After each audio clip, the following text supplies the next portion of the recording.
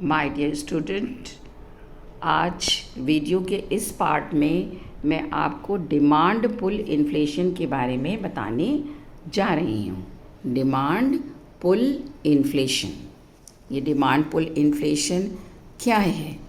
अपने पहले वीडियोस में मैंने आपको इन्फ्लेशन के बारे में विस्तृत जानकारी दी थी कि इन्फ्लेशन क्या है, what is inflation, definition of inflation, inflation हमारी अर्थव्यवस्था में क्यों उत्पन्न होता है, इसके क्या कारण हैं। तो इन दो महत्वपूर्ण कारणों में आप जानते हैं कि मुद्रा की मांग और मुद्रा की पूर्ति, डिमांड और सप्लाई जो है, ये दो विशेष ऐसी शक्तियां हैं जो इन्फ्लेशन पर अपना प्रभाव डालती हैं। तो इस आगे के पार्ट में मैं आपको यही एक्सप्लेन करने जा रही हूँ कि ये जो इन्फ्लेशन है, जो इन्फ्लेशन का मुख्य कारक है डिमांड की वजह से किस तरीके से हम अर्थव्यवस्था में इन्फ्लेशन की स्थिति उत्पन्न होती है, और ये इसीलिए इसको डिमांड पुल इन्फ्लेशन कहा जाता है। ये क्या है और इसकी अवस्था क्या है, आइए देखते हैं। तो demand pull inflation theory is the oldest theory of price index.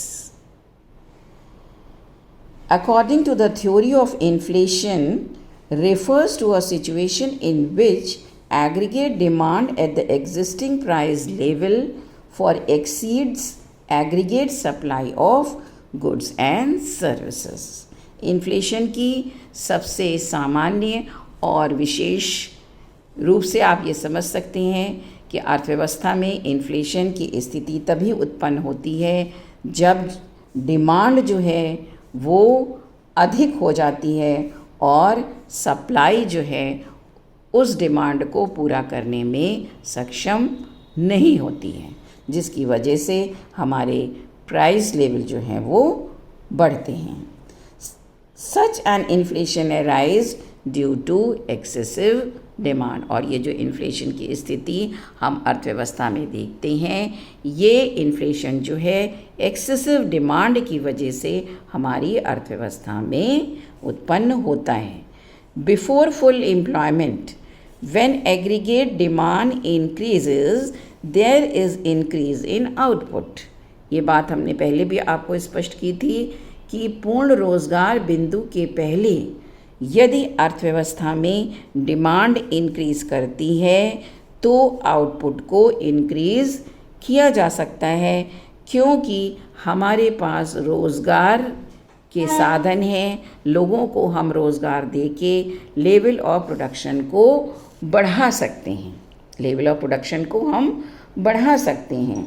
But लेकिन आफ्टर फुल एम्प्लॉयमेंट, जब अर्थव्यवस्था में पूर्ण रोज़गार की स्थिति आ जाती है, तो after full employment increase in aggregate demand does not evoke any increase in aggregate supply. पूर्ण रोज़गार बिंदु पर जब हमारी अर्थव्यवस्था पहुंच जाती है तो उसके बाद यदि मांग में वृद्धि होती है तो उस बढ़ी हुई मांग को पूरा करने के लिए हमारे पास सप्लाई नहीं है, या हम सप्लाई में वृद्धि नहीं कर सकते हैं, क्योंकि हमारा सारा वर्किंग फोर्स जो है वो ऑलरेडी एम्प्लॉयड हो चुका है। हमारी अर्थव्यवस्था जो है वो पूर्ण रोज़गार बिंदु पर पहुंच चुकी है।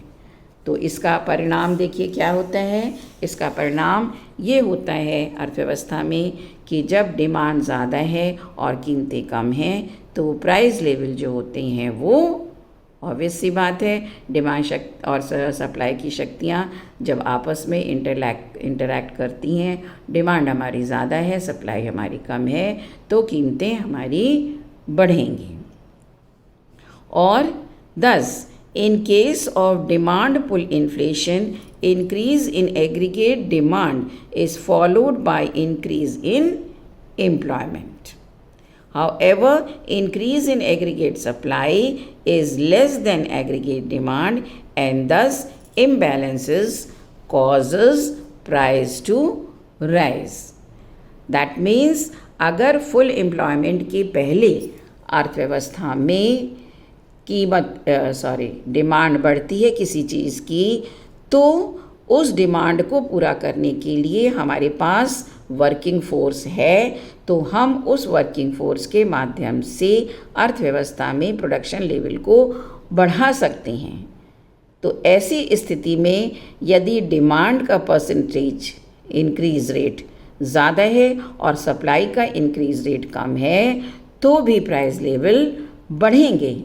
लेकिन अगर पूर्ण रोज़गार स्थिति आ जाती है तो ऐसी अवस्था में सप्लाई को बढ़ाना संभव नहीं होगा, और इसलिए पूर्व वाली स्थिति को हम डिमांड पुल इन्फ्लेशन कहते हैं, क्योंकि डिमांड बढ़ने की वजह से अर्थव्यवस्था में कीमतें बढ़ रही हैं और हम सप्लाई को अपेक्षाकृत उस रेट से नहीं बढ़ा पा रहे हैं। So this situation is known as demand pull inflation.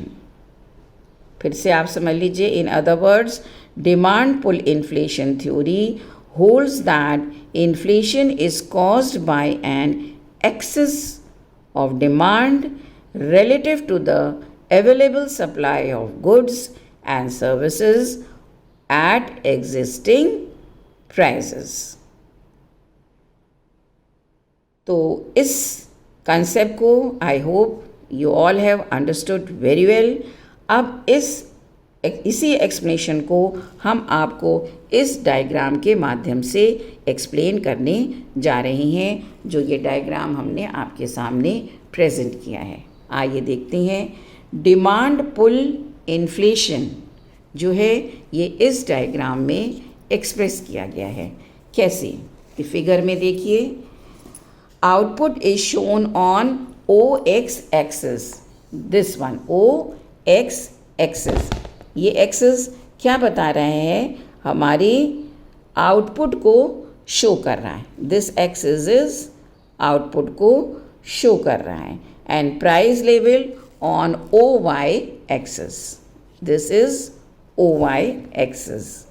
PS is the supply curve, PS देखिए, this one P and S, this is supply curve, this is supply curve, and D1, D dash, D2, D2 dash, that means D1, D2, D3, D4, D5, D6.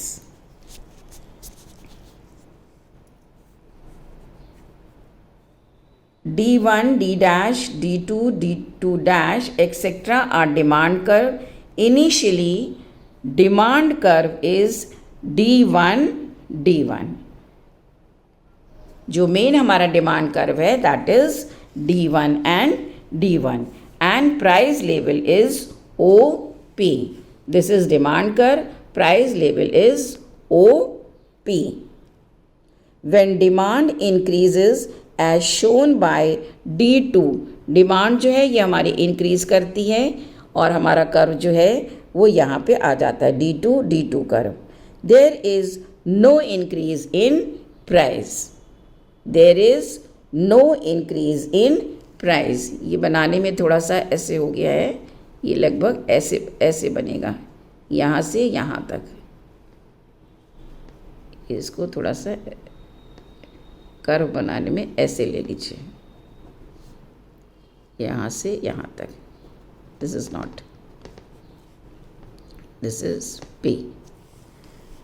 तो देखिए, when demand increases as shown in D2 curve, there is no increase in price. Price जो था ये हमारा P से P की ही तरफ है। Rather, there is increase in output from OM to O1, OM dash. लेकिन प्राइस में तो कोई वृद्धि नहीं हुई, लेकिन हमारी आउटपुट में OM से लेके OM1 तक की वृद्धि देखने में मिल रही है। there is no increase in price, rather there is increase in output from OM to OM1. OM to OM1. When demand increases further, demand और बढ़ती है, as shown by demand curve D3 and D4, then output and price both increases as OM2 to OM3. ये देखिए तीसरा जो है ये यहाँ पे M2 M3 and this is M4. When demand increases further as shown by demand curve D3 and D4, then output and price both increases as OM2 or OM3 and OP1 OP2. OP1 देखिए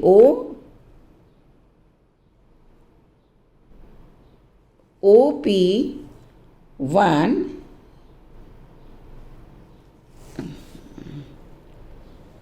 this is OP1 and OP2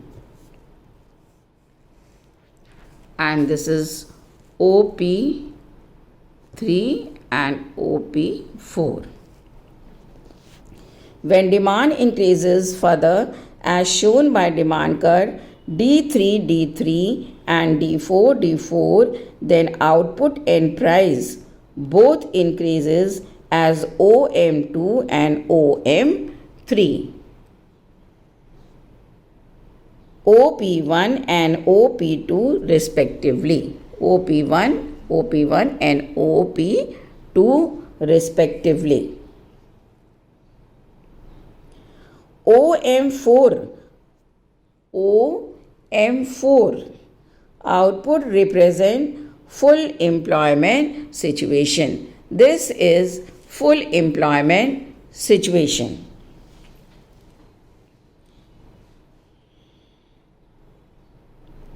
Hence, increase in demand as shown by demand curve D5,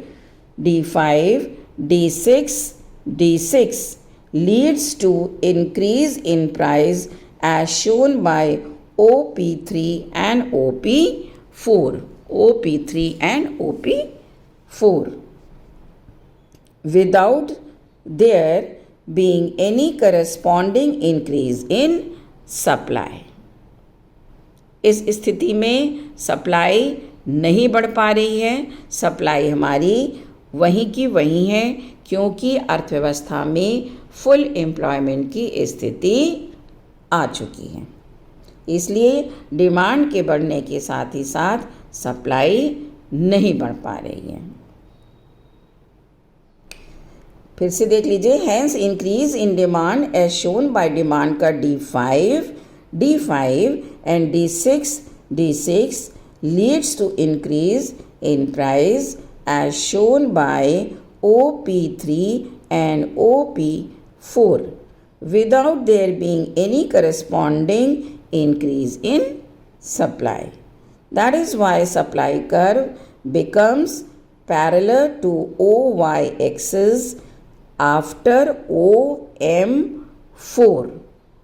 OM4 के बाद जो हमारा demand curve है वो OY axis के parallel हो जाता है। दैट मीन्स जितनी हमारी डिमांड होगी सप्लाई उसके अकॉर्डिंग नहीं बढ़ पा रही है।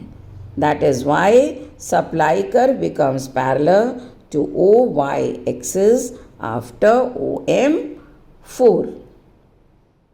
Level of output reveals that after full employment, increase in aggregate demand is not followed by corresponding increase in output and employment. Rather, there is sharp rise in price.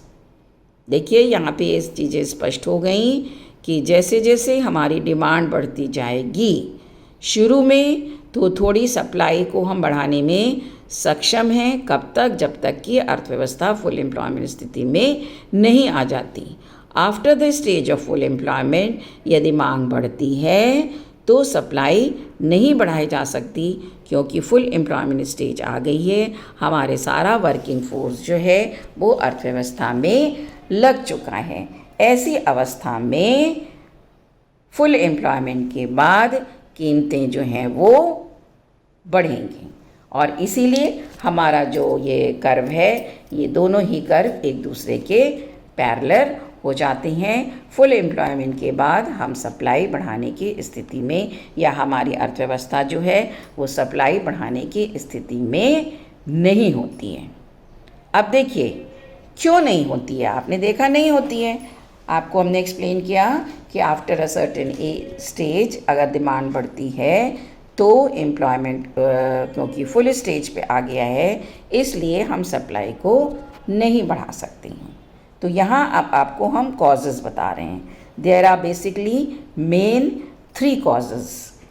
पहला है quantity theory of money, क्योंकि इसमें quantity theory of money applicable है। According to this theory, after full employment increased quantity of money leads to rise in price level.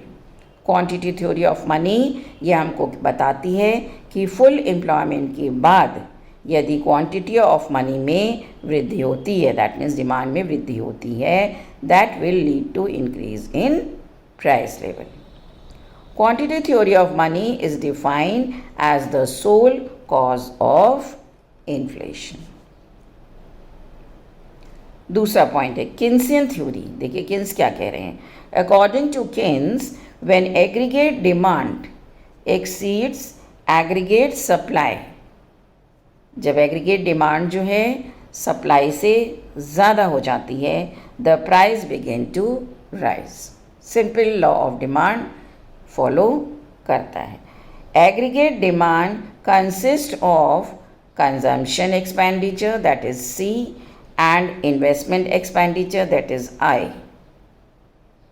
तो aggregate demand is equal to consumption expenditure plus investment expenditure.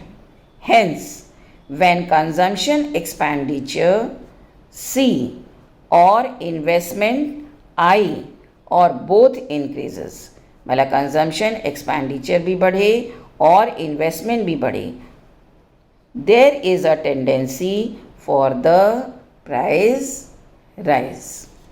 कीमतें इस स्थिति में भी बढ़ेंगी. Next point है, तीसरा है modern theory of money, modern quantity theory of money. This theory was propounded by Milton Friedman. ये थ्योरी जो थी, जैसे इसके पहले वाली थ्योरी किन्सन ने बताई थी, ये मॉडर्न क्वांटिटी थ्योरी जो है ये मिल्टन फ्रीडमैन द्वारा बताई गई है. According to this theory, the main cause of demand pull inflation is the excessive increase in the supply of money compared to its demand. The main cause of demand pull inflation, demand pull inflation होने का मुख्य कारण ये है कि excessive increase in supply of money, मतलब quantity of money जो है वो बढ़ जाती है as compare to its demand. तो ये 3 कॉज थे जिसकी वजह से डिमांड पुल इन्फ्लेशन की स्थिति अर्थव्यवस्था में बनती है. आई होप आपको ये स्थिति बहुत अच्छे से समझ में आ गई होगी. फिर से आप लोग इस डायग्राम को देख भी सकते हैं और if you want you can copy it.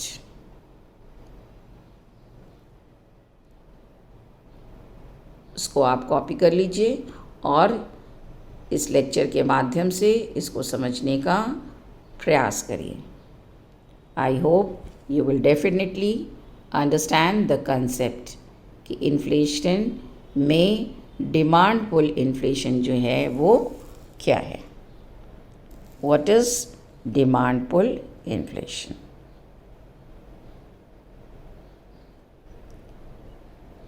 Thank you so much.